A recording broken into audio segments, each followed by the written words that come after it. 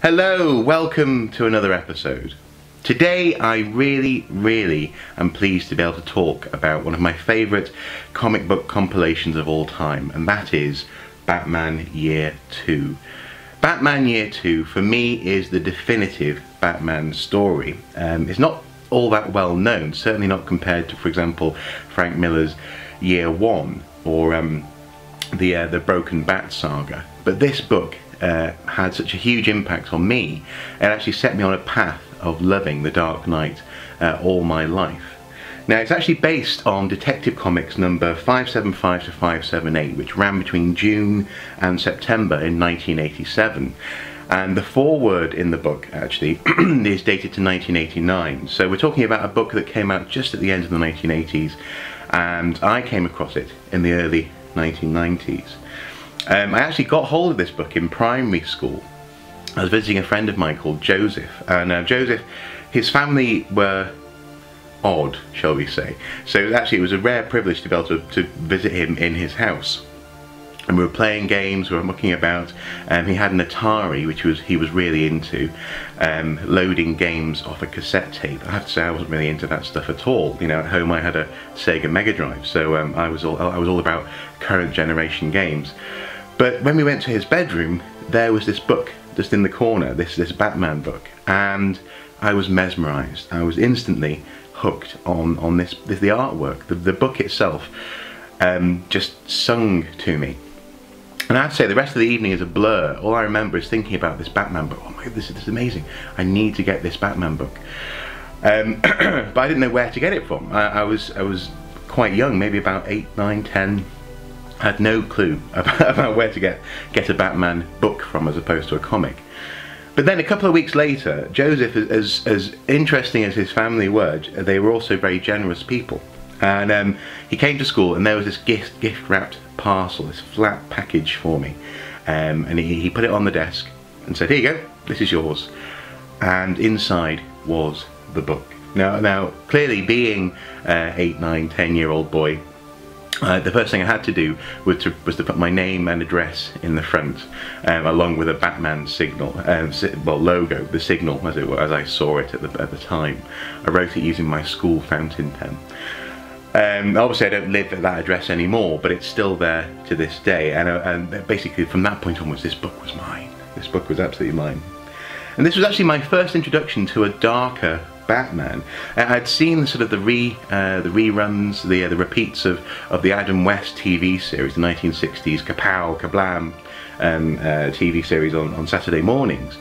And of course from that everyone had learned the na na na na na na na Batman sort of soundtrack, the theme, the famous theme, which even today has a place in most Batman fans' hearts. But this came into my life actually around about the same time as the animated TV series did, voiced by Kevin Conroy, and together these two visions of Batman sort of fused, and out came this beautiful Batman of my time. And by that I mean to say there had been, since as an adult I've discovered that in the 1970s Batman was sort of starting to look this way. He was looking like my Batman, but there was still lots of campiness in the material. He'd be described as a panther stalking his prey, or they'd show him with the red phone, almost from the Adam West TV series. But this fusion, this moment in time, the late 80s into the 1990s, was a time when people were embracing this vision of a darker, brooding Batman who had a purpose, he had an obsession, a mission. This wasn't play for him, it wasn't just fun. This was a crusade that he was on. Now, one of my favourite things about the book is actually the slow build at the beginning. It shows some thugs returning from a heist. I think they're carrying TVs and things, and they're bringing it back to their shoddy little flat somewhere in Gotham. It's all dark. All you have on the panels are the view out the window, and essentially it's mainly black. And on the TV in the background, they've left the TV on so as to discourage thieves, ironically enough. And the people are discussing the Batman and whether or not the Batman is real and what the Batman might mean for Gotham. And there's this sort of conversation going on where these superstitious thugs are talking about, oh no, I don't want to come across the Batman. And then suddenly one of them flashes a torch on Batman's chest, and the logo is there in the dark, and then it's his head, his face. He's still, silent. Suddenly all hell breaks loose, and in the dark you have muzzle flashes of guns. Batman is somewhere in the room, we don't know where he is, but you just simply hear him say, "If you put your faith in guns, you've already lost." And then he beats them up and then leaves. And that was a brilliant introduction to this Batman, and also to this book. It was just a perfect way to start the story, and all the way through that sequence I had in my head the sort of almost like a cross between Tim Burton's music the music in Tim Burton's film, and the music from the animated series. This sort of, again, this fusion of visions of Batman were all coming out at the same time, and that music just sort of added to that sequence in my mind. You also have, so I suppose, a vision of Bruce in his second year as Batman, coming to terms with what it means to be on this crusade, to commit himself to it. And you also see, for example, a social worker, Leslie, who was very important in his life. She helped him in the aftermath of his parents' death. Of course, Alfred is there, and he's increasingly concerned about his master's crusade. But what's fascinating is that this coincides with the return of the Reaper. Now, the Reaper was a vigilante in Gotham before Batman, but who had no qualms about killing. Batman, as we all know, doesn't kill people, but the Reaper didn't really care. He would kill, he'd slice them up, he'd shoot them. That's just what he did. And you have this, all the way through this book, this fight between two different visions of vigilantism and two different visions of justice. There's Batman's vision and there's the Reaper's. Now, in order to take down the Reaper, there's a very unsuccessful first battle that Batman has with the Reaper, and part of that is hinted at in the cover of the book. You can see his chest is sliced up where the Reaper's cut open his costume. Again, this is a bloody, violent book. And in order to take him down, Batman must risk his reputation, his blossoming friendship with Commissioner Gordon, well, a year less experienced Commissioner Gordon, but nonetheless Gordon. And he'll even find himself working with Joe Chill, the man who shot his parents, the man who set him on this path to becoming the Batman, becoming the Dark Knight. And the story really is essentially that dramatic. All the way through you have this tension between what Batman wants to achieve, how he wants to achieve it, and who he has to work with and what he has to do in order to achieve those goals. For example, he picks up the gun, the very same gun that shot his parents, which apparently was dropped by Joe on the night that his parents were shot.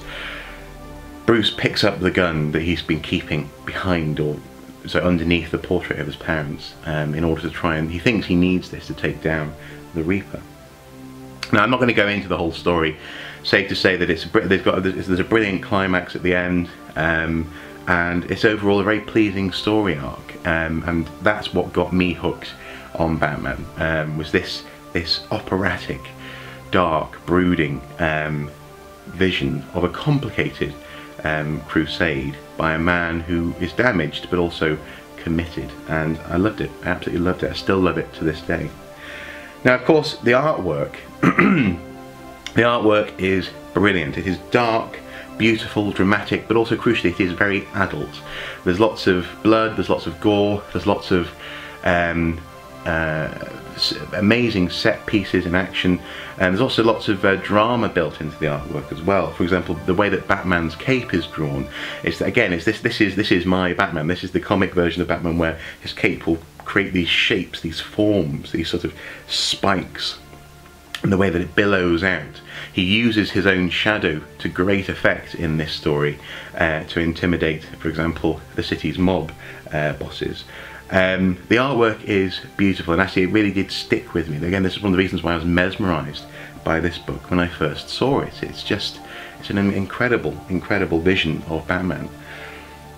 Now, as I say, I've since learned that Batman previously had been a bit camp, but this blue and grey comic book look really, for me, in many ways is the definitive Batman. And then also this was the best time, I think, to discover Batman, because he's still vulnerable. He's still wearing essentially spandex, and he's still relying on his physical skills. There's a little less in the way of technology defending him. So you got to know the man, and you got to know his vulnerability, the fact that he bleeds, the fact that that he's also struggling with what it means to be on this crusade. And this was, for me, the perfect time to be introduced to that, along with the animated series, along with the Tim Burton film, and eventually, for example, with Batman Forever. These different visions of Batman, this sort of prism through which the universe of Gotham and Batman could be viewed, was sort of fixed in my mind, and from then on I've just been all completely hooked in. I've been a total Batman fan. So if you haven't seen or heard of Batman Year 2 before, definitely give it a go. Batman Year 2 is often overlooked. Be it Year 1, people rightly accept it as a classic. You can't go into any comic book store really now without seeing, say, the deluxe version on sale. But Batman Year 2 is often, I think, overlooked. Partly because there was some controversy to do with the changing of art styles halfway through, and elements of the development of the story. Apparently it was a little bit, it had a slightly rough birth. But in terms of canon, in terms of the ongoing story of Batman, I think this slots quite nicely after Year 1 into a time when suddenly there's someone else on the scene and Batman needs to decide how he's going to take him down. So as I say, it was the perfect introduction for me to Batman, and if you haven't read it, do give it a go. It's well worth it. You won't regret it. There you go. Until next time, as ever, do take care. Bye bye.